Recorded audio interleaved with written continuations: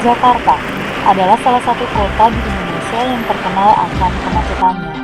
Kemacetan parah biasa terjadi pada pukul 7 pagi hingga 10 pagi dan pukul 5 sore hingga 9 malam.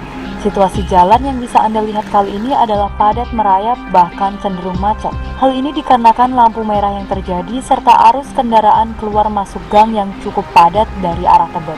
Volume atau intensitas pengguna motor dan mobil pribadi mendominasi jalan, sementara angkutan umum seperti bus atau patas dan mikrolet jarang terlihat. Pada jam-jam sibuk, biasanya terjadi beberapa fenomena yang kurang menyenangkan, yakni sikap dan perilaku para pengguna jalan yang terlihat ceroboh dan seenaknya, sehingga mengabaikan dan mengganggu hak antar pengguna jalan lainnya. Misalnya saja bisa kita lihat pengendara yang menggunakan jalur yang tidak seharusnya digunakan, di mana oleh pemerintah sendiri sudah diatur dalam Undang-Undang Nomor 22 Tahun 2009 tentang lalu lintas dan angkutan jalan.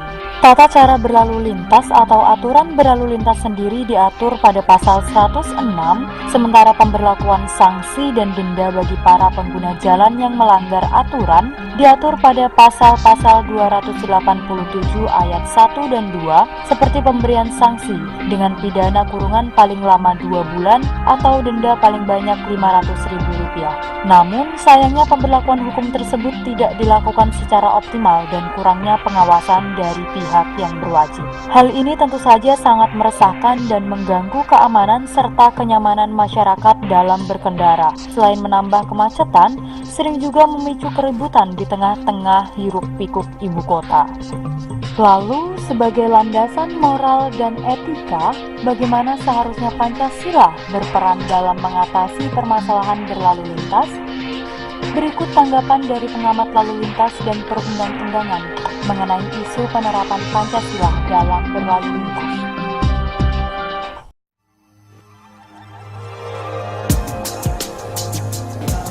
Jika mengacu pada tingginya angka pelanggaran lalu lintas, kita dapat mengatakan bahwa keadaan lalu lintas kita masih jauh dari kata tertib dan teratur. Itu terlihat dari angka pelanggaran yang meningkat sekitar 180% dari tahun 2012 ke 2013, di mana pada tahun 2012 tercatat sekitar 182.000 kasus pelanggaran dan pada tahun 2013 meningkat hingga 385.000.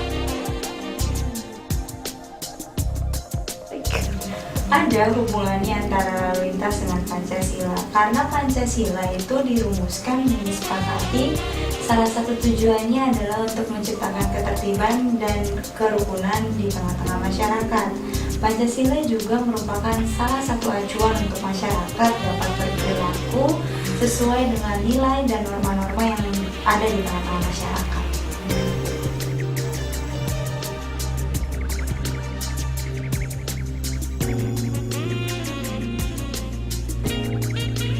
Dalam hal berlalu lintas, kita bisa menerapkan nilai yang ada pada sila kedua dan sila kelima, di mana sila kedua itu mengajak kita untuk sama-sama menghormati persamaan derajat, hak dan kewajiban tanpa membedakan latar belakang sosial, pendidikan, usia, jenis kelamin, dan sebagainya. Dari sila kelima, kita diminta untuk melaksanakan hak dan kewajiban kita secara seimbang, menghormati hak orang lain, kemudian tidak menggunakan atau tidak menyalahgunakan hak milik pribadi yang menentang atau merugikan hak orang lain.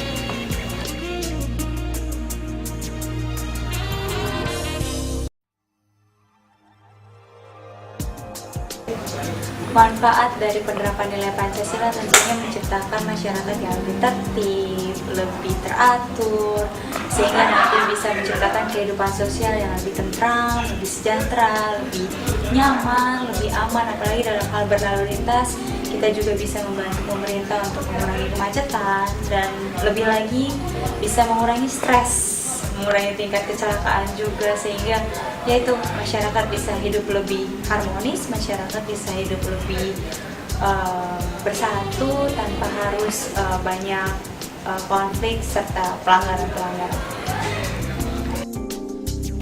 Itulah tadi tanggapan dari pakar kami mengenai isu berperilaku dalam berlalu lintas oleh masyarakat kaitannya dengan pengamalan nilai dan prinsip Pancasila yang sudah seharusnya diterapkan guna menciptakan kondisi yang aman bagi para pengguna jalan serta mengurangi pemicu stres dalam berkendara. Pelaksanaan dan pengawasan tata tertib lalu lintas di Indonesia bukan hanya menjadi PR bagi polisi, aparat penegak hukum, serta pemerintah semata. Namun, hal ini menjadi tugas bagi kita semua sebagai warga negara Indonesia yang menginginkan dan membutuhkan persatuan, menjunjung keadilan, serta peduli terhadap hak orang lain, khususnya dalam hal berkendara, demi Indonesia yang lebih baik, aman dan sejahtera. Demikian yang dapat kami sampaikan. Saya Muazzatul Faridah pamit undur diri. Terima kasih atas perhatian Anda. Semangat Pancasila dan sampai jumpa.